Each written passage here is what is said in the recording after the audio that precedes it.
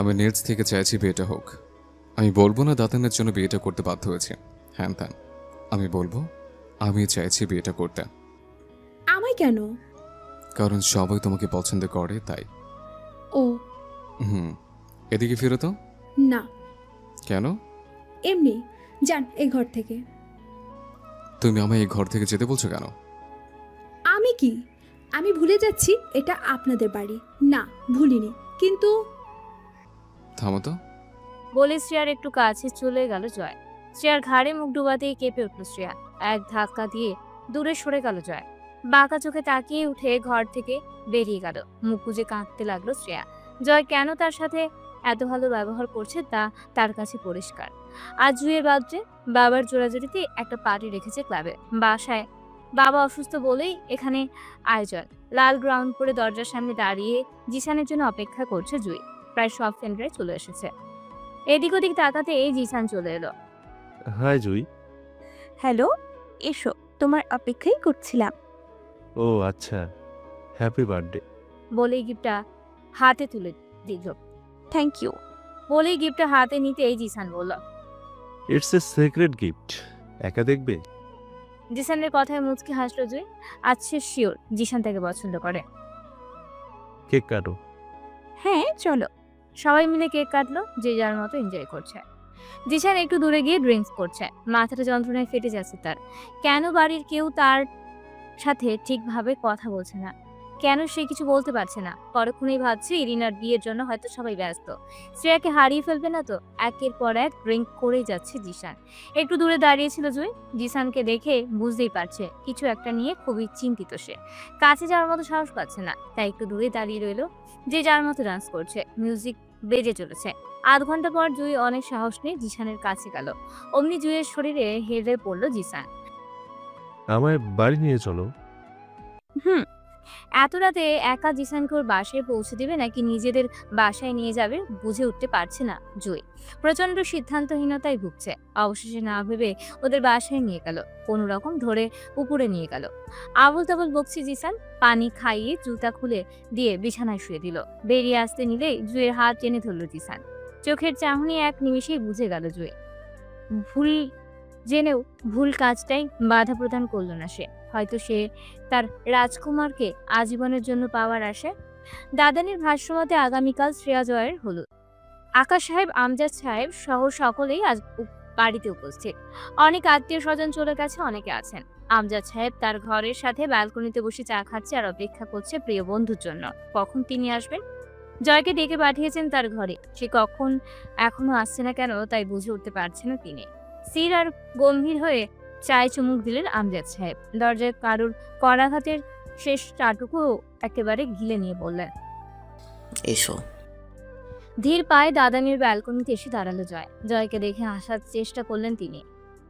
জয়কে বসতে বলে তিনিও নড়ে চড়ে বসলেন। দাদা, কিছু আর্জেন্ট? হুম। জি বলো। তুমি কি এই বিয়েতে রাজি জয়? আই মিন, তোমার সম্পূর্ণ সম্মতি আছে তো? আমার মনে হয় আছে, নয়তো তোমাদের বিয়ের কথা বাড়ির সবার মুখে তো শুনেছ। সেই কবেই সম্মতি না থাকলে তো আগেই তোমার মুখে না শুনতে পেতাম। যাই হোক, বলো। ওহ, নিজে প্রশ্ন করে নিজে উত্তর দিয়ে আবার কয় বলো। দাদু ভাই, জোরে বলো, বয়স হয়েছে, শুনি কম। না দাদান, আমার কোনো আপত্তি নেই। তবে আবার তবে? আমি চাইছিলাম কি বিয়েটা আগামীকালই হয়ে যাক, তারপর দিন একটা রিসেপশন পার্টি দিয়ে দেব। হঠাৎ এই আইডিয়া? আসলে দাদান, 3 দিন বিয়ের একটা হই হুল্লোড়, তারপর আবার হানিমুনে যেতে হবে তো নাকি। আবার যদি ওদের বাসায় যেতে হয়, এতদিনের প্যারা, অফিস নিয়ে ঝামেলা হবে। আর তাছাড়া আমাদের অফিসের স্টাফ ক্লায়েন্টরাও তো হলুদ বিয়ের দিন বেঁধে আসতে পারবে না। আর পার্টিটা মডার্ন আনমডার্ন সকলের জন্য পারফেক্ট। সো একটু ভেবে দেখো। গম্ভীর হয়ে বসলেন আমজাদ সাহেব। দাদান, ভেবে জানাবো। এখন এসো তুমি। আচ্ছা। জয় কপাল কুঁচকে ঘর থেকে বেরিয়ে গেল। আমজাদ সাহেব হাতের মুঠোয় থুতনি রেখে গম্ভীর হয়ে বাইরে তাকিয়ে রইল। এতদিন পর দাদুকে দেখে নিজেকে সামলে নিতে পারল না শ্রেয়া। চিৎকার করে কেঁদে দাদুকে জড়িয়ে ধরল। রহমত মিয়াও চোখের পানি ছেড়ে দিয়েছে। কেমন আছো দাদা? ভালো রে দিদু ভাই, তুই কেমন আছোস? আমিও ভালো। বাবা মা হুজাইফা কেমন আছে দাদা? একটু গম্ভীর হয়ে গেল রহমত মিয়া। ও দাদা বলো। ভালোই আছে। কথা ঘুরাতে বলল, আমজাদ কই রে? এত জরুরি তলব কেন? দাদার মনে হয় ঘরে, চলো নিয়ে যাই। শ্রেয়া, তুমি কি রাজি আছো এই বিয়েতে? তোমার কোনো আপত্তি নেই তো? আমজাদ সাহেব শ্রেয়ার দিকে তাকিয়ে জিজ্ঞেস করলো। শ্রেয়া তার দাদুর দিকে তাকিয়ে রয়েছে। চুপ করে না থেকে বলে ফেলো। ক্লিয়ার কথা আমি পছন্দ করি তিতুন। আসলে দাদা যা বলবে আমি তাতেই রাজি। তোমার দাদা কি সংসার করবে? ফাঁকলি মেয়ে, তুমি বলো, আপত্তি আছে? আমরা নাতিটা কিন্তু সত্যি ভালো। মাথা নাড়িয়ে সম্মতি জানালো শ্রেয়া। আচ্ছা তাহলে তুমি যাও, আমি রহমতের সাথে কথা বলি। শ্রেয়া ঘর থেকে বেরিয়ে এলো। প্রায় 1 ঘন্টা পরামর্শ হলো দুই বন্ধুর মধ্যে। ঠিক হলো আগামীকালই ঘরোয়াভাবে বিয়ে হয়ে যাবে। তারপর একদিন সময় করে একটা পার্টি দিবে। দুপুরে সবাই বসলো খেতে। জয়ের এক মামি বলে উঠল, মেয়ের বাবা মা কাউকেই তো দেখছি না, তারা কোথায়? বাবা মা ছাড়া কি বিয়ে হয়? কথাটা শোনা মাত্রই গলায় খাবার আটকে গেল শ্রেয়ার। খাওয়া থেমে গেল রহমত মিয়ারও। তবু শান্ত গলায় বলল, ওর বাপ মা নাই, মইরা গেছে। শ্রেয়া অবাক চোখে তাকালো তার দাদার দিকে। চোখ বেয়ে কয়েক ফোঁটা পানিও গড়িয়ে পড়ল। জয়ের চোখ এড়ালো না তা। মামি মুখ ঘুরিয়ে বলল, এতিম, তাও আবার গ্রামের মেয়ে। হায় রে চয়েস। থামো, বইয়ের ভাবি বলে কিছু বলছিলাম। খাওয়ার সময় এত কিসের কথা? হ্যাঁ ধ্যাৎ। বলেই আমজাদ সাহেব উঠে চলে গেলেন। শ্রেয়াও তার পর পর উঠে গেলেন। রহমত মিয়াও উঠে গেলেন শ্রেয়ার সাথে। জয়ের মামি হাঁ করে তাকিয়ে রইল। তার একটা কথাই পরপর সবাই এভাবে চলে গেল। কি এমন বলেছে সে? হ্যাঁ ঠিকই তো বলেছে। আমার খাওয়া হয়ে গেছে, আমি উঠছি মা। বলেই আদিবা উঠে পড়ল। সাথে সাথে জয় আর রোদো ঝর্ণা বেগম আর তার ভাবির সামনে গিয়ে বলল, এতটা বাড়িয়ে কথা না বললেও পারো ভাবি, আমার সংসার এটা, আমাদের বাড়ি তো নয়। অন্তরা বেগম ননদের কথায় জ্বলে উঠলেন। ভুল কি বলেছি নাকি? হ্যাঁ, আজকাল সত্যি বলতেও 100 বার ভাবতে হবে। হ্যাঁ ভাবতে হবে, কারণ এটা আমার ননদের শ্বশুর বাড়ি। থাকলাম না শ্বশুর বাড়ি, বললাম না কথা, কি আসে যায়? ডেকে এনে অপমান, এ আমি মেনে নিব না বাপু। গজগজ করতে করতে তিনি ঘরে চলে গেলেন। কিছুক্ষণ পর ব্যাগপত্র গুছিয়ে নিচে নামলেন অন্তরা বেগম। ঝর্ণা বেগম রান্নাঘরে কাজ করছিলেন। ভাবিকে নিচে নামতে দেখে বেরিয়ে এলেন। যেতে বাদসাধ্য, কিন্তু তিনি রাগ দেখিয়ে চলেই গেল। দীর্ঘ নিঃশ্বাস ফেলে রান্নাঘরের কাজে মন দিল ঝর্ণা বেগম। আমজাদ সাহেবের ঘরেই থাকবেন রহমত মিয়া, তাই শ্রেয়া নিজের ঘরে বসে বাবা মার কথা ভাবতে লাগলো। দরজায় নক করলো কেউ। শ্রেয়া তাকিয়ে দেখে জয়। নক করার কি আছে? আপনাদের বাড়ি, আপনাদের ঘর। কথাটা মনে হয় একটু খোঁচা দিয়েই বলল শ্রেয়া। জয়ের কাছে তা মনে হলো। ঘরে এসে দরজা আটকে দিল। শ্রেয়া লাফিয়ে উঠে দাঁড়িয়ে বলল, কি হলো? দরজা আটকেলেন কেন? আমাদের বাড়ি, আমাদের ঘর, তাই দরজাটাও আমাদের। ইচ্ছে হচ্ছে লাগিয়েছে। কিছু বলল না শ্রেয়া, মুখ শক্ত করে বসে রইল। দুই পকেটে হাত দিয়ে দাঁড়ালো জয়। আমি ভালোবাসো? শ্রেয়ার দিকে তীক্ষ্ণ নজরে তাকিয়ে বলল জয়। আতকে উঠল শ্রেয়া। অবাক দৃষ্টিতে তাকালো জয়ের মুখ পানে। মশা ঢুকে যাবে তো? মুখ বন্ধ হলো শ্রেয়ার। আমায় ভালোবাসো কথাটা ঝংকারের মতো কানে বাজতে লাগলো। আর কোনো কথাই শ্রেয়ার কানে ঢুকছে না। বলো, আমি ভালোবাসো? হয়তো বাসি, কিন্তু সেটা ফিল করি, মুখে বলতে পারবো না। প্রেমাবেগগুলো যে নিস্তব্ধতাই মোড়া। মনে মনে বলল শ্রেয়া। শ্রেয়া, হুম হুম। কি জিজ্ঞেস করলাম? আমার ভালোবাসা দিয়ে কি আসে যে আপনার? আর ভালোবাসলেই বলবো কেন? আপনি তো আমাকে ভালোবাসেন না, এনি ম্যামকে ভালোবাসেন। তাহলে এসব অযথা কথা শুনে লাভ নেই। এতদিন পর এনির কথা শুনে কিছুটা মন খারাপ হলেও রাগ হলো বেশ। তা মশাই, হঠাৎ করে এই কথা জানতে এলেন যে? এনিকে ছেড়ে একা একা লাগছে বুঝি? তোমার কি মনে হয় শ্রেয়া, সামান্য ঝগড়ার কারণে আমি অ্যানিকে ছেড়ে দিয়েছে? এত বছরের সম্পর্ক মাটি চাপা দিয়ে দিয়েছে শুধুমাত্র ঝগড়ার কারণে? আমি কি 16-17 বছর বাচ্চা ছেলে? আমি যথেষ্ট ম্যাচিওর। তোমার মনে আছে একদিন ভুল বলছে আমি তোমাকে মেরেছিলাম? আদিবা আর তুমি এরকম জামা পড়েছিলে। ওই ছেলেটি রোদ ভাইয়া, আর মেয়েটা আদিবা ছিল। জানি। ওই দিন আদিবা তোমার আমার কিছু ছবি তুলে অ্যানির কাছে পাঠিয়েছিল। তোমাকে ডক্টর দেখিয়ে বাসা আসার পর সেগুলো অ্যানি আমাকে পাঠায় আর যাচ্ছে তাই গালাগাল করে। আমি বেশ চটে গিয়েছিলাম। অফিস যাওয়ার শেষে দেখা করতে চাইলাম অ্যানির সাথে। 6-7টা কল দেওয়ার পরও রিসিভ হলো না। গেলাম ওর ফ্ল্যাটে। ওর বাবা মা দেশে থাকে না, ওর এক ফ্রেন্ডের সাথে থাকে একটা ফ্ল্যাট নিয়ে। কলিং বেল চাপ দিতেই দরজা খুলে দিল ওর ফ্রেন্ড দিশা। দিশাকে দেখে আমার আরও রাগ উঠে গিয়েছিল, কারণ 2-3বারও আমায় অ্যানির সাথে ব্রেকআপ করাতে বলেছিল। কারণ বলতো না, তাই আমি ওকে পছন্দ করতাম না। দিশা দরজা খুলে দিতে আমি সোজা অ্যানির রুমের দিকে গেলাম। দরজা বন্ধ, কিন্তু ভেতর থেকে অ্যানের বেস্ট ফ্রেন্ড আহনাফের কণ্ঠস্বর শুনে আমি থমকে গিয়েছিলাম। দিশার দিকে তাকাতেই ও কিছুটা অভিমান নিয়ে মাথা নিচু করে নিজের ঘরে চলে গেল। আমার কাছে সব স্পষ্ট হয়ে গেল। কেন দিশা কারণ বলতো না, তার মানে ওদের সম্পর্কে অনেক দিনের। সোফায় বসে রইলাম।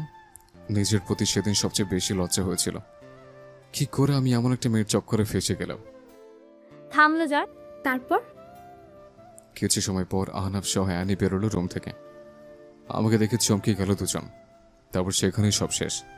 আসার সময় দিশাকে সরি বলে মাথায় হাত বলিয়েছিলাম, পারলে যেন এরকম বিষাক্ত নারীর সংস্পর্শে থেকে দূরে চলে যায়।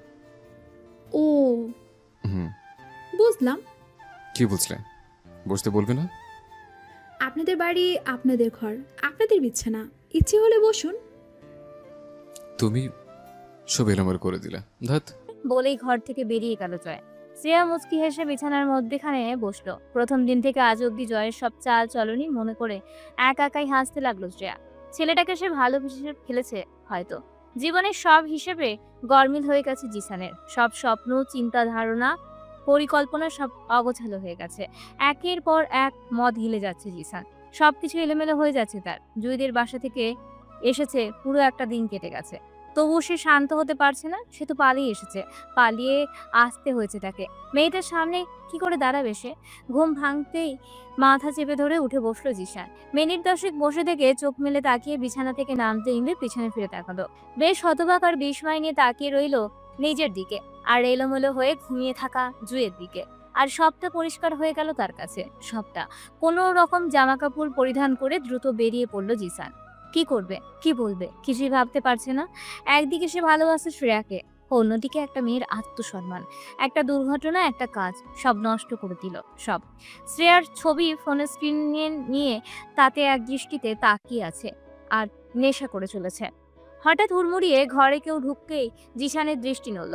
দরজার দিকে তাকিয়ে মন খারাপের চেয়ে বেশি ভয় হতে লাগলো, সাথে রাগও। কি বলবে জুই? জিসান, এই জিসান, কি হয়েছে তোমার? ফোন তুলছো না কেন?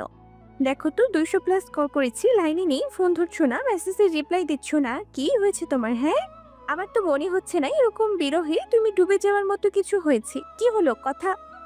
জিসান কথার ধাঁচ বুঝতে পেরে যেন জ্বলে উঠল। পুরো কথা শেষ হওয়ার আগেই ঠাস ঠাস করে দু গালে 3টে চড় পড়ল জুয়ের। গালে হাত দিয়ে ভীত চোখে বিস্ময় নিয়ে তাকিয়ে রইল জিসানের ভয়ঙ্কর চোখের দিক।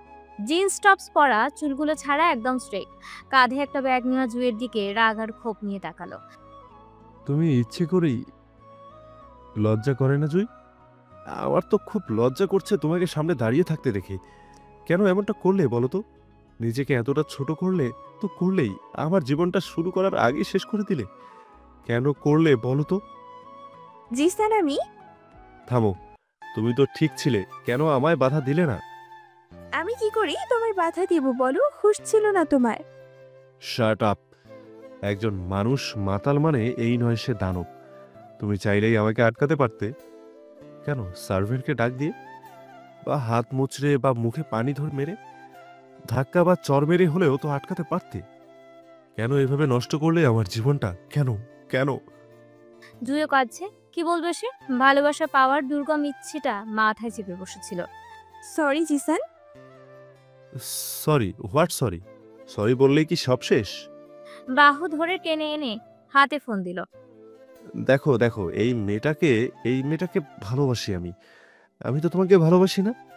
এখন তুমিই বলো, আমি কি পারবো তোমায় বিয়ে না করে ওকে বিয়ের কথা বলতে? আমি কি পারবো তোমার সাথে ঘটে যাওয়া সব ভুল সামনে এগুতে বলে? কোথাও না কোথাও আমিও অপরাধী, ভীষণ অপরাধী। জুই স্তব্ধ নির্বিকার হয়ে দাঁড়িয়ে আছে। জিসানের যে ভালোবাসা থাকতে পারে ভাবেইনি জুই। ভালোবাসা তাকে অন্ধ জ্ঞান শূন্য করে দিয়েছিল। জিসানের ফোনে থাকা ছবিটার দিকে তাকিয়ে রইল কিছুক্ষণ। মেয়েটা খুব মিষ্টি জিসান, খুব মিষ্টি। ভুলে যাওয়ার চেষ্টা করো একটা রাতের কথা, দেখবি ভালো থাকবে। বাংলাদেশে ফিরে যাও আর এসো না এখানে, দেখবে সব ঠিকঠাক হবে, ভালো থেকো। বেরিয়ে গেল জুই। জিসান উঠে ঘরের সব কিছু ভাঙচুর করতে লাগলো। বিয়ের সাজে পুতুলের মতো লাগছে শ্রেয়াকে। জয়কেও আজ কম সুন্দর লাগেনি, সাদা পাঞ্জাবি পাজামায়, উফ ক্রাশ। শ্রেয়া তো হাবলার মতো চেয়েই ছিল খানিকক্ষণ। আদিবার কাশিতে হুঁশ এলো। চারপাশে মুরব্বীদের তাকিয়ে থাকতে দেখে কি লজ্জাতেই না পড়েছিল। ইস, চুপটি করে বসে আছে বিছানার এক কোনায়, সামনে পুরো বিছানার ফুল জুড়ে, কিন্তু খানিক বাদে হাঁচি আসছে। কেন বুঝে উঠতে পারছে না। একমাত্র হাসনাইনা ফুলের সামনে দাঁড়ালে তার এরকম হাঁচি হয়, কিন্তু আশেপাশে তো দেখতেও পারছে না। এদিকে রাত বাড়ছে, কিছুটা শীত পড়ায় আর এত এত গহনা পরে বসে থাকায় বেশ বিরক্ত লাগছে তার। অথচ জয়ের রুমে ঢোকার নাম নেই। মনে মনে 100 গালাগাল দিতে লাগলো শ্রেয়া। দরজায় খড়খড় শব্দে নিজেকে আরো গুটিয়ে নিল শ্রেয়া, কিন্তু মুহূর্তেই সব আবারও নীরব। শ্রেয়া ঘোমটার নিচ থেকে বোঝার চেষ্টা করছে কি হচ্ছে, জয় কি করছে। বেশ কিছু সময় পর বিরক্ত হয়ে নিজেই ঘোমটাটা তুলল শ্রেয়া। একদম মুখ বরাবর জয়কে দেখে চেঁচিয়ে উঠল, সাথে সাথে মুখ চেপে ধরলো জয়। চুপ চুপ চুপ করো, কি শুনতে পেলে খারাপ ভাববে। উফ, কি? হাতের দিকে ইশারা করতেই হাত সরালো জয়। পায়ের দিকে তাকিয়ে হাঁ হয়ে রইল। কি সুন্দর নুপুর জোড়া, কখন পড়ালো জয়। শ্রেয়া তো টেরই পেল না। শ্রেয়া কিছু বলতে নিলেই জয় বলল, প্রচুর ধকল গেছে আজ আমার, আর একটা শব্দ শুনতে চাই না। সকালে শুনবো। ফ্রেশ হয়ে ঘুমাও, আমি বিছানায় শুব, তুমি সোফায় যাও। শ্রেয়া কিছু সময় অবাক হয়ে জয়ের মুখের দিকে তাকিয়ে রইল। জয় তাকিয়ে রইল কিছুক্ষণ, তারপর উঠতে নিলে শ্রেয়া হাত ধরে রইল। ভ্রু নাচিয়ে জিজ্ঞেস করলো, কি? শ্রেয়া আস্তে আস্তে উঠে এসে সালাম করলো জয়কে। জয় মুটকি হাসলো শুধু। ফ্রেশ হয়ে জয় বিছানায় শুয়ে পড়ল। শ্রেয়াও ফ্রেশ হয়ে এসে দাঁড়িয়ে রইল বিছানার পাশে। শ্রেয়া, ক্যান্ডেল জ্বলছে, লাইট অফ করে দাও। পাশ ফিরে শুয়েই বলল জয়। শ্রেয়া তবুও দাঁড়িয়ে আছে। জয় বিরক্ত নিয়ে পেছনে ফিরতেই দেখলো শ্রেয়া দাঁড়িয়ে। কি হলো? আমার একটু জায়গা দেন, কই শুবো আমি? কেন, সোফায়? করুণ চোখে তাকালো শ্রেয়া জয়ের কথা শুনে। আসলে আমি তো বেড শেয়ার করতে শুতে পারি না, অভ্যেস নেই। তুমি বরং সোফায় শো, কিছুদিন যাক, আস্তে আস্তে অভ্যাস হয়ে যাবে। শ্রেয়া কপাল কুঁচকে সোফায় শুতে শুতে বিড়বিড় করে বলল, অভ্যাস নেই? রোদ ভাইয়া এলে তো ঠিকই শোয়, আর আমি হলেই অভ্যাস নেই। হা, আমারও মনে থাকবে। আরেকদিন শুতে বললো শুব না, শোধ নিব। দিল বাসরটা মাটি করে। বড়বৌরা এই দিনে কত গল্প করে, আর সে নাকি ঘুমাচ্ছে। অপর দিকে জয় আর চোখে তাকিয়ে বলতে লাগলো, সেদিন তো খুব ধাক্কা মেরেছিলে না, আজ মজা বলছো। হা, আমিও কম পাচ্ছি নই। পোড়া গন্ধ নাকে আসতেই ধরফড়িয়ে উঠে বসলো শ্রেয়া। আগুন বলে চেঁচিয়ে ধমকে গেল। জয় হুড়মুড় করে উঠে বিছানা থেকে নেমে দাঁড়ালো। ভোর আনুমানিক 3:45। রাতি বলা চলে। এই সময় ঘর ভর্তি ধোয়ার, দেওয়ালে আগুন দেখে যে কেউ ভয় পাবে। শ্রেয়ার রীতিমতো শ্বাসকষ্ট শুরু হচ্ছিল। ভয়ে ঘেমে একাকার অবস্থা। জয় দৌড়ে ওয়াশরুমে যায়। বালতি ভরতে দিয়ে মগ নিয়ে এসে পানি দিচ্ছে। দরজা আটকানোয় কেউ আসছেও না। জয় মা বাবা বলে চেঁচিয়ে পানি দিচ্ছে। শ্রেয়া পিছনে যেতে যেতে সোফার সাথে লেগে পড়ে গেল। জয় পানি দেওয়া রেখে দরজাটা খুলে লাইট জ্বালালো। জয় শ্রেয়াকে বাহু ধরে তুলে বুকের সাথে জড়িয়ে এক কোণে দাঁড়িয়ে রইল। চিৎকার করে মাকে ডাকছে। আগুন বেড়েই চলেছে। এমন চলতে থাকলে তো পুরো বাড়ি জ্বলে যাবে ভেবেই আরো ভয়ে গুটিয়ে গেল শ্রেয়া। মাকে ডাকুন। বাবা বলে বার কয়েক ডাক দিয়ে শ্রেয়াকে শান্ত করার চেষ্টা করতে লাগলো জয়। শ্রেয়া, শান্ত হও, একটু আস্তে শ্বাস নিতে চেষ্টা করো। বলেই আস্তে আস্তে ফ্লোরে বসে পড়লো শ্রেয়াকে নিয়ে। ড্রয়িং রুমে বসে আছে সবাই। মন থেকে টেবিল ঘোরাতে তার কাঠ থেকে কাঠ বেয়ে আগুন ধরে গেছে বলে ধারণা করছে বাড়ির সবাই। মাথায় হাত দিয়ে বসে আছেন ঝর্ণা বেগম। সোফা থেকে একটু দূরে রোদ, তার পাশে দাঁড়িয়ে আদিবা দাঁড়িয়ে আছে। আকাশ সাহেবের মুখ চিন্তায় ভার হয়ে গেছে। কত বড় একটা বিপদ গেল তা বলছে রহমত মিয়া আর আমজাদ সাহেব। জয়ের কোলে মাথা রেখে সোফায় ঘুমিয়ে আছে শ্রেয়া। শরীরে কাঁথা টেনে দিয়ে মাথায় হাত বুলালো জয়। ফজরের আজান শুনে ঝর্ণা বেগম উঠে বলল, বাবা, কাল তো রিসেপশন, এত বড় একটা দুর্ঘটনা ঘটে গেল, এখন কি করবে? চুপ করে রইলেন আমজাদ সাহেব। মৌনতা ভেঙে আকাশ সাহেব বললেন, না ঝর্ণা, এটা পেছনে যায় না। যদি আত্মীয় স্বজনদের নিয়ে হতো তাহলে এক কথা, অবশ্য বিশিষ্ট ব্যবসায়ী ক্লায়েন্টদেরও আসবে। পেছালে মান সম্মান কোথায় দাঁড়াবে ভাবতে পারছো? আর তাছাড়া যা হবার হয়ে গেছে, এখন তো ওরা বিপদমুক্ত। ঝর্ণা বেগম মাথা দুলিয়ে চলে গেলেন। বাবা কি বলো? আমজাদ সাহেব ঘুম থেকে বলে ফেললেন। যা ভালো বোঝো। বলে উঠে গেলেন তিনি। নওয়ামাত নাতনির মুখ পানে তাকিয়ে আমজাদ সাহেবের সাথে মসজিদের উদ্দেশ্যে রওনা হলো। আকাশ সাহেব উঠে দাঁড়িয়ে বলল, জয় বাবা, স্ত্রীকে নিয়ে জিসিনের ঘরের পাশের ঘরটায় যা। তোর ঘরটা রিপেয়ার করা অবধি ওখানেই থাক, ক্লিন করা আছে। আচ্ছা বাবা। আকাশ সাহেব চলে যেতেই জয় শ্রেয়াকে কোলে তুলে নিল। আস্তে ধীরে উঠে এলো সিঁড়ি বেয়ে। বিছানায় শুয়ে দিয়ে নিজের ঘরে চলে গেল জয়। কম্বলটা নিয়ে ও ঘরে রওনা হলো। শ্রেয়ার গায়ে কম্বল দিয়ে মাথার পাশে বসলো। চোখ মুখ লাল হয়ে গেছে। বিয়ের সব ঝামেলা মিটে গেলেই একটা ভালো ডক্টর দেখাতে হবে। কি অবস্থা, হ্যাঁ? শ্রেয়ার দিকে তাকিয়ে এসব ভাবছে জয়। পাশে শুয়ে আলতো করে শ্রেয়ার মাথায় হাত বুলিয়ে দিতে দিতে একসময় নিজেও ঘুমিয়ে পড়ল জয়। দুপুর 2:30টার দিকে আদিবার ডাকে ঘুম ভাঙলো জয়। শ্রেয়া এখনো ঘুমাচ্ছে। আস্তে আস্তে উঠে ফ্রেশ হয়ে নিল। এসে শ্রেয়াকে ডেকে তুললো। শ্রেয়া ফ্রেশ হয়ে এসে বিছানায় যে বসলো তো বসলোই। 3:30 বেজে গেছে, তবুও উঠছে না। রেডি ডেকোরেশন দেখতে নিচে গিয়েছিল জয়। এসে শ্রেয়াকে এভাবে দেখে বলল, কি হচ্ছে তোমার? জয়ের দিকে তাকিয়ে কয়েক দফা চমকালো শ্রেয়া। মাশাআল্লাহ, তার বরকে আজ অনেক সুন্দর লাগছে। শ্রেয়াকে ওভাবে তাকিয়ে থাকতে দেখে কাশলো জয়। ব্রুকুচকে তাকালো আবারও। নিজেকে স্বাভাবিক করে বলল, কি পরবো আজ? এই যে প্যাকেটে লেহেঙ্গা আছে, পরে নাও। সারাদিন খাওনি, খেতে হবে তো। শ্রেয়া চুপ করে রইল। জয় বেরিয়ে গেল ঘর থেকে। আদিবাকে ডেকে এই ঘরে পাঠিয়ে নিয়ে নিজে অন্য কাজে ব্যস্ত হয়ে পড়ল।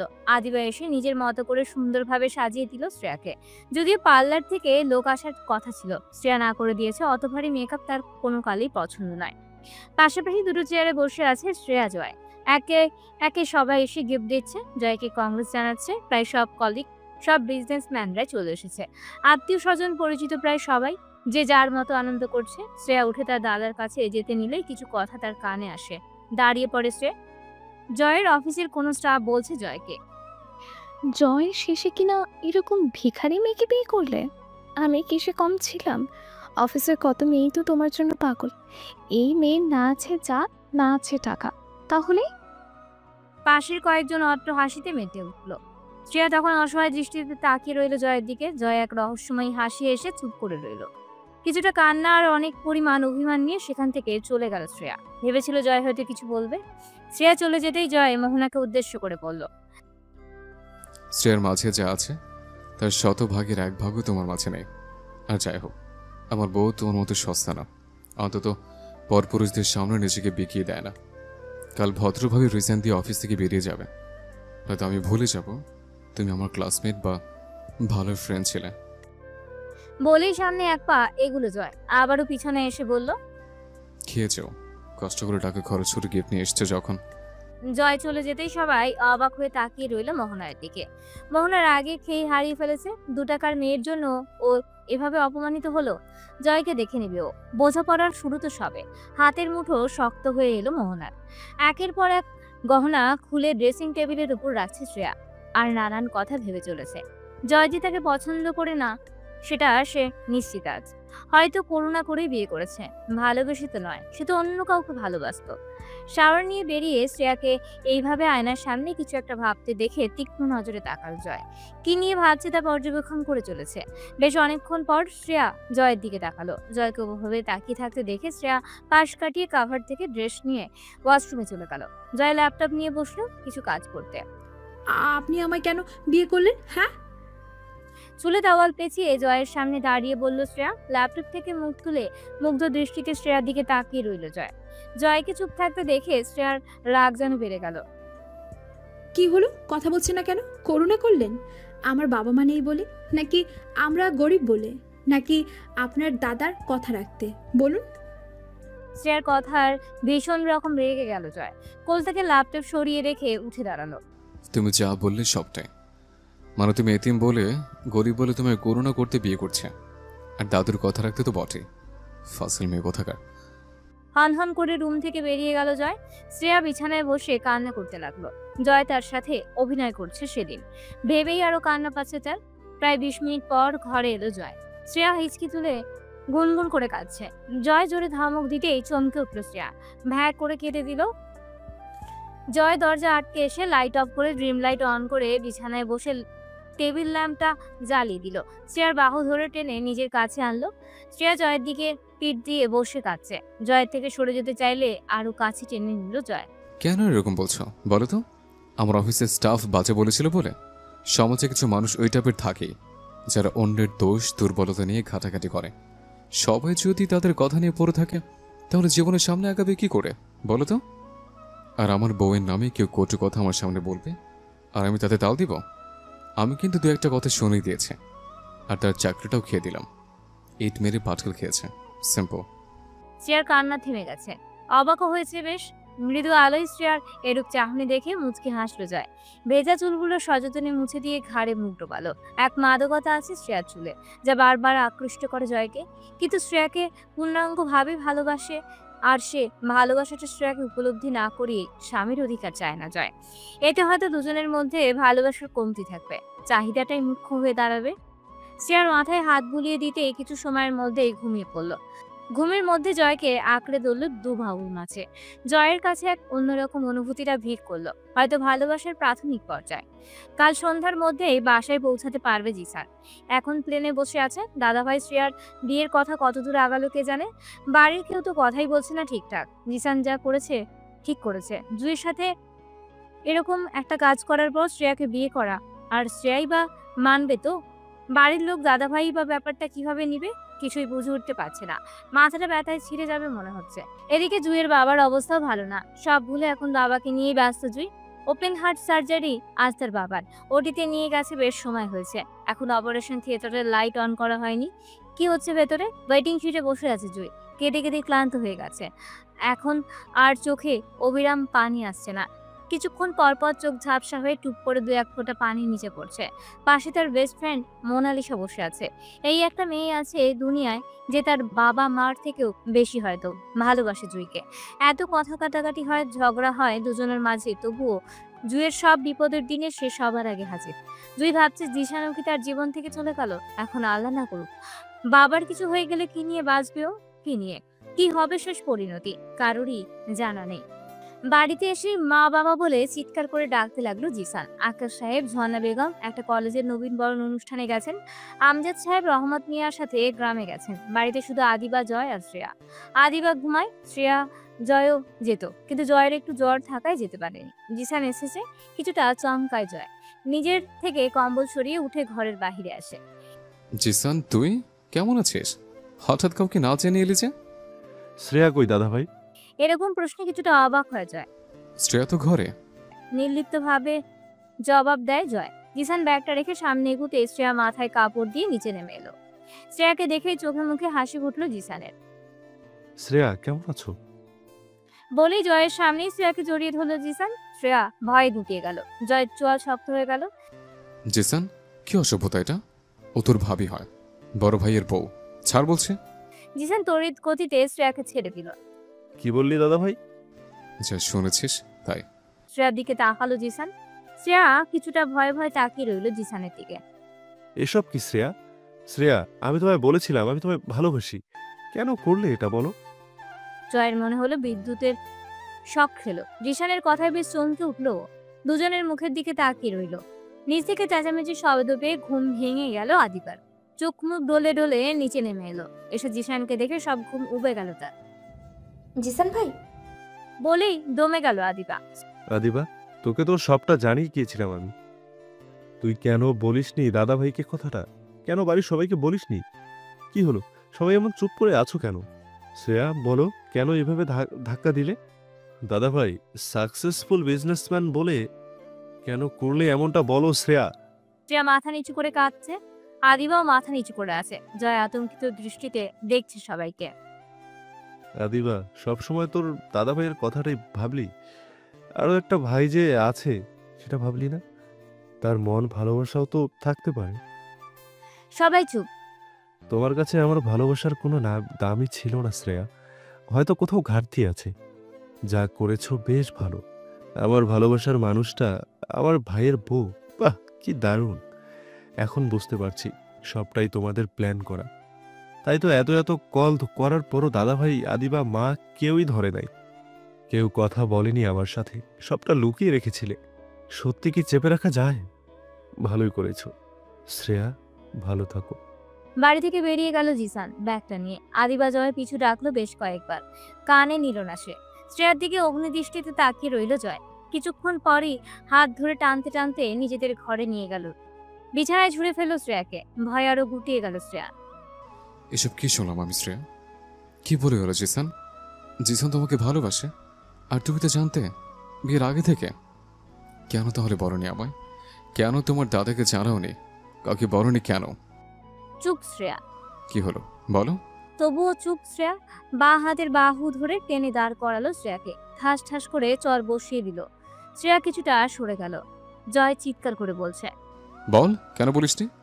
কেন আমার ভাইকে এতটা কষ্ট দিলে? বল বলছি। কি বলবো? হ্যাঁ, কি বলবো? আপনার ভাই আমাকে ভালোবাসে, এই বিয়েটা সম্ভব না, এটা বলবো? কেন বলবো? বললে কি হতো? আপনি বিয়ে করতেন না। বাড়ির সবাই আপনার ভাইয়ের সাথে আমার বিয়ে দিত। আপনার ভাই কষ্ট পেত না, তাই? আমার কি মন নেই? আমি কি মানুষ না? আপনার ভাই আমাকে ভালোবাসলো, আমি তাকে ভাইয়ের মতোই দেখি। আমি তো আপনাকে ভালোবাসি, তাহলে কেন আমি বলবো? কেন আটকাবো এই বিয়ে? আমার ভালোবাসা বিসর্জন দিয়ে আপনার ভাইকে সুখী থাকতে বিয়ে করে নিতাম। এতে আপনার ভাই সুখী হলো, আমি হতাম না। আমি আপনাকে নিয়ে স্বপ্ন দেখি, তাহলে কেন তার কথা আমি আপনাকে জানাবো? বলুন কেন? আমরা গরিব বলে যা খুশি তাই আপনারা করতে পারেন না, যার ইচ্ছে তার সাথে বিয়ে দিতে পারেন না। আমারও একটা মন আছে, আমিও একটা মানুষ। একদমে কথাগুলো বলে ঘর থেকে বেরিয়ে গেল শ্রেয়া। জয় থমকে গেল শ্রেয়ার কথায়। ধপ করে বিছানায় বসে দু হাতে মাথা চেপে ধরল। বন্ধুর বাসায় উঠেছে জিসান। কালই সে ইউএস ব্যাক করবে, আর কখনো এই বাড়িতে ফিরবে না। এরকমটা কেন হলো তার জীবনে? কেন এরকমটা এলোমেলো হয়ে গেল সবকিছু? কেন? ফ্লোরে বসে কাঁদতে লাগলো জিসান। হঠাৎ ফোনে জুইয়ের কল এলো। মুখ তুলে ফোনটা হাতে নিয়েই নাম্বারটা না দেখেই দেওয়ালে ছুঁড়ে মারল। কয়েক দফা বাড়ি খেয়ে ভেঙে গেল ফোনটা। পাশের রুম থেকে সায়ক এসে দেখে জিসান ফোনটা ভেঙে আগের ন্যায় বসে আছে। বন্ধুর দিকে কয়েক মিনিট তাকিয়ে থেকে খাবার আনতে চলে গেল। চারপাশে ঘন কালো অন্ধকারে ছেয়ে গেছে। ছাদে বসে কাঁদছিল শ্রেয়া। সন্ধ্যা পেরিয়েছে অনেকক্ষণ। গাড়ির হর্ন পেয়ে উঠে দাঁড়ালো। চোখ মুখ মুছে নিচে এসে পড়ল। বাবা মা এসেছে। শ্রেয়া মাথায় কাপড় টেনে দাঁড়াতেই ঝর্ণা বেগম বললেন, আমরা ডিনার সেরে এসেছি শ্রেয়া, তুই জয় আদিবা খেয়ে নে। আমি খুব টায়ার্ড, একটু রেস্টের প্রয়োজন, ঘরে যাচ্ছি। শ্রেয়া মাথা নাড়িয়ে রান্নাঘরে চলে গেল। একে একে সব খাবার গরম করে টেবিলে দিতে দিতে জয় আদিবা খেতে আসলো। সবাই চুপচাপ, তবে জয়কে দেখে বোঝা যাচ্ছে অনেক রেগে আছে। খাবার বেড়ে দিয়ে পাশে দাঁড়িয়ে রইল শ্রেয়া। জয় নিজের মতো খেতে লাগলো। আদিবা মুখে ভাত নিয়ে বলল, তুমিও খেয়ে নাও। খিদে নেই। নির্লিপ্ত কণ্ঠে বলল শ্রেয়া। জয় একবার শ্রেয়ার দিকে তাকিয়ে ভাতে পানি ঢেলে দিল। উঠে চলে গেল ঘরে। আদিবা জয়ের যাওয়ার দিকে তাকিয়ে একবার শ্রেয়ার দিকেও তাকালো। শ্রেয়ার কোনো ভাবান্তর নেই। প্লেট বাটি নিয়ে রান্নাঘরে রেখে এলো। আদিবার খাওয়া শেষ হলে শ্রেয়ার হাতে হাতে সবকিছু গুছিয়ে নিজেদের ঘরে চলে গেল। শ্রেয়া রান্নাঘরে সব কাজ করতে করতে 10টা বেজে গেল। দরজার সামনে এসে দাঁড়িয়ে ভাবছে যাবে কি যাবে না। 10 মিনিট দাঁড়িয়ে থেকে গুটি গুটি পায়ে রুমে ঢুকলো।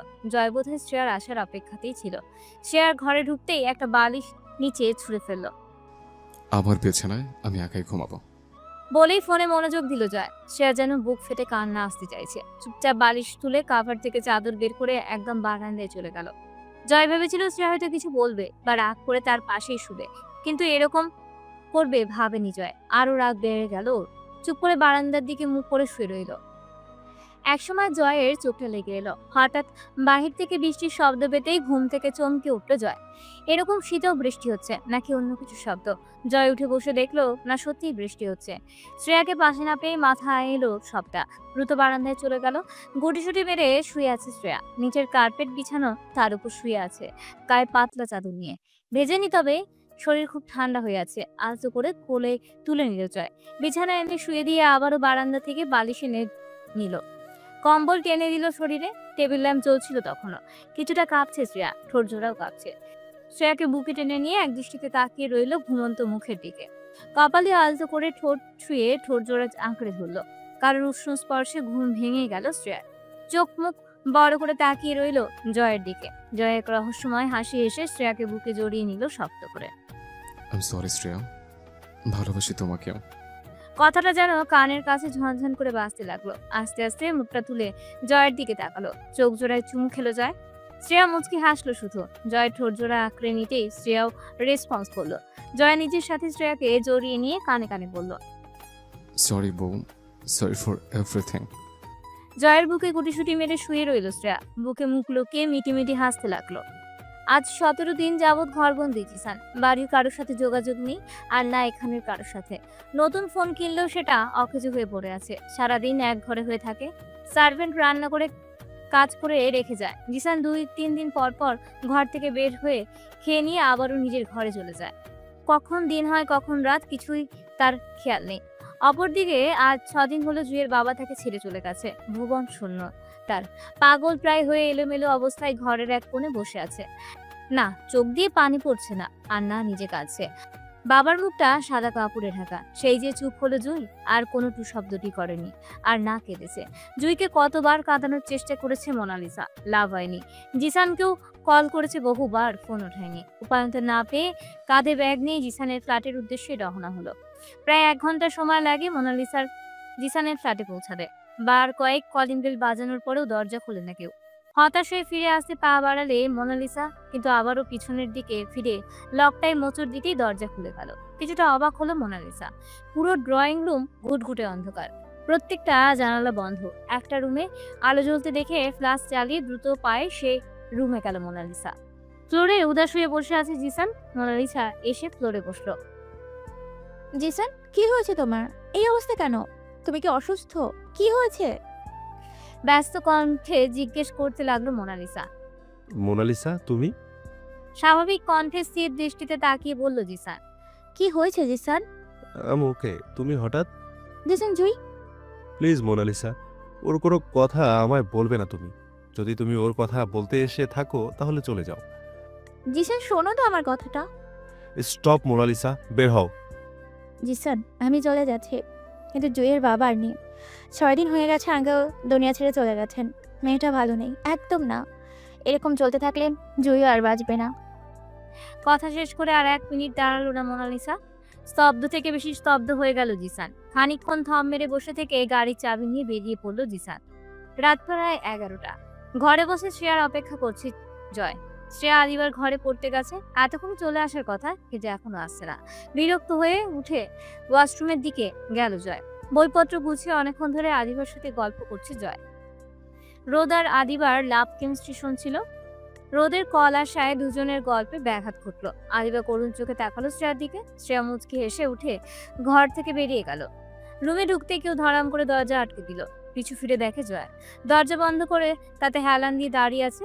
হাতের উপর হাত গুজে শ্রেয়া শাসনের ভঙ্গিতে বলল, এক্ষুনি ঘুমাননি কেন? কি হলো, চুপ করে আছেন কেন? তুমি ছাড়া ঘুম আসছিল না। হাসছে ঢং করতে। বলেই ওয়াশরুমে চলে গেল শ্রেয়া। ফ্রেশ হয়ে এসে আয়নার সামনে দাঁড়িয়ে ভেজা মুখ হাতে নিয়ে চুলগুলো খুললো শ্রেয়া। আবারও খোপা করে নিয়ে হাত মুখ মুছলো। পেছন থেকে ঘাড়ে উষ্ণ স্পর্শ পেতেই মুচকি হাসলো। জয় যতবার তার কাছে আসে ততবারই লজ্জায় নিয়ে পড়ল শ্রেয়া। আজও তার ব্যতিক্রম হলো না। আলতো করে কপালে উষ্ণ স্পর্শ ঠেকালো জয়। তারপর চোখ জোড়ায়, শ্রেয়া, তোমার মাঝে ডুব দিতে চাই, দেবী অনুমতি? শ্রেয়া যেন লজ্জা আরো সংকীর্ণ হয়ে গেল। হেসে জয়ের বুকে মুখ লুকাতেই আরো নিবিড় ভাবে জড়িয়ে নিল জয়।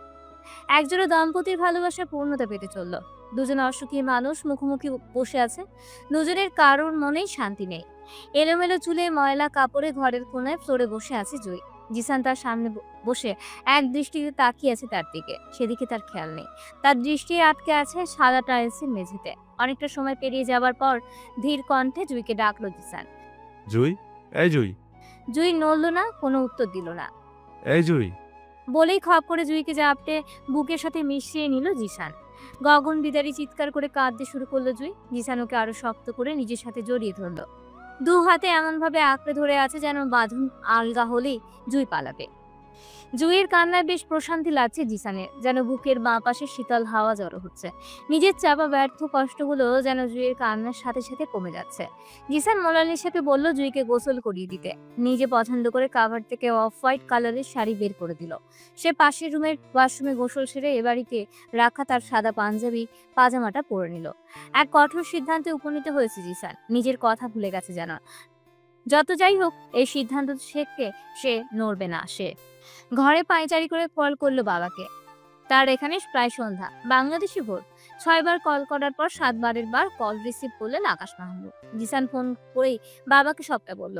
তিনি অনুমতি দিলেন। কল কেটে ঘর থেকে বেরিয়ে জুয়ের ঘরের দিকে গেল জিসান। অপরদিকে এত ভোরে স্বামীকে চিন্তিত দেখে কিছুটা ঘাবড়ে যান ঝর্ণা বেগম। কি হয়েছে জানতে চেয়ে পাশে বসেন। আকাশ মাহমুদ ভনিতা না করে সবটা খুলে বলেন ঝর্ণা বেগমকে। জুইকে নিয়ে মসজিদে পা রেখেছে জিসান। জুইয়ের মাথায় আধ হাত ঘোমটা। ইমাম সাহেব তাদের দুজনকে সাদরে মসজিদের ভেতরে নিয়ে গেলেন। মোনালিসা খ্রিস্টান, তাই আসেনি তাদের সাথে। অপরদিকে ঝর্ণা বেগমের আজাহারিতে পুরো মাহমুদিরা কাঁপছে। না, কেউ মারা যায়নি। তার ছোট ছেলে এই বেশে বিয়ে করেছে শুনেই তার এ আজাহারি। আজ বেশ কয়েকদিন হলো জুই তার শ্বশুর বাড়ি এসেছে। তখন হয়তো মাথায় ছিল না এই বাড়ির সবাই ব্যাপারটা কিভাবে নিবে, কিন্তু যখন মাহমুদ ভিলায় পা রাখলো তখনই রাজ্যের চিন্তা এসে জড়ো হলো। পা কাঁপছিল ভেতরে যেতে, কিন্তু ভেতরে যে জুয়ের ধারণা পাল্টে গেল। ঝর্ণাস বেগম সানন্দে তাকে বরণ করে নিল। পাশে ছিল শ্রেয়া। আজ বিকেলে জুই জানতে পারলো একটা বড় সত্যি, আর সেটা জিসান নিজে বলেছে। বিয়ের 16 দিনে আজ জুয়ের সাথে ঠিকভাবে কথা বলেছে জিসান। জিসানের ভালোবাসার মানুষটার কেউ না, শ্রেয়াই। সাথে এটাও জানতে পারলো শ্রেয়া জয়কে ভালোবাসে, যার কারণে জয়ের সাথে বিয়েতে দ্বিমত করেনি। আর এখন তো নিজেই দেখে তারা একে অপরকে কতটা ভালোবাসে। সবটা জানতে পেরে গেছে জুই। স্বাভাবিকভাবে নেওয়ার চেষ্টাও করছে, কিন্তু তবুও মনের কোথাও একটা খুঁতখুত রয়ে গেছে। শ্রেয়া লম্বা লম্বা খোলা চুলে ধীরে ধীরে বেরুনি করার চেষ্টা করছে জয়। শ্রেয়ার কাছে তার নিছক হাস্যকর মনে হলেও বউয়ের চুল বেঁধে দেওয়ার ব্যাপারটা বেশ এনজয় করছে জয়। মেঘের খামে আজ তোমার নামে পুরো চিঠি পাঠিয়ে দিলাম, পড়ে নিও তুমি মিলিয়ে নিও, খুব যতনে তা লিখেছিলাম, ও চাই পেতে আরো মন। জয়ের কণ্ঠে গান শুনে চমকে উঠল শ্রেয়া। জয় মুচকি হাসলো। শ্রেয়ার ঠোঁটে মুখে চুলে মুখ টোকালো। জিসানের রুমের পাশের রুমটায় জয়ের। জুই আনমনে ভাবছিল আর ধীর পায়ে হেঁটে আসছিল ঘরের দিকে। গানের গলা পেয়ে থেমে যায়। বাকি দৃশ্যটা চোখ এড়ায়নি জুইয়ের। মাথা নিচু করে সরে আসলো জুই।